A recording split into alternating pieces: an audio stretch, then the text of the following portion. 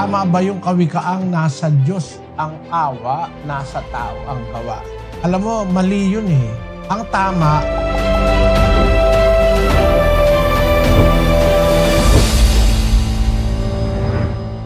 nasa Diyos ang awa, nasa Diyos pa rin ang gawa.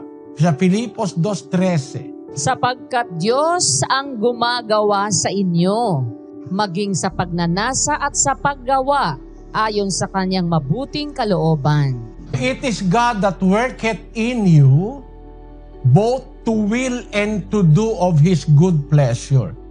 Ang Diyos ang gumagawa sa inyo para kayo magnasa at para kayo'y gumawa ng ayon sa kanyang kalooban.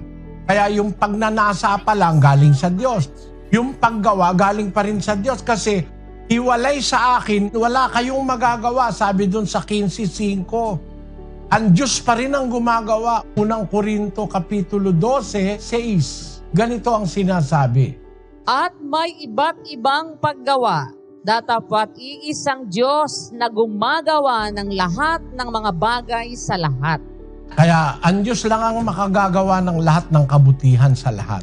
Kaya pagka nakagawa tayo, hindi natin sariling gawain yon, sinamahan tayo ng Diyos.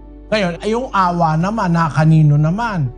Basahin natin ang Roma. Ang sabi ng Diyos kay Moises tungkol kay Paraon, 9:15. Sapagkat sinasabi niya kay Moises, ako'y maaawa sa aking kinaaawaan, at ako'y mahahabag sa aking kinahahabagan.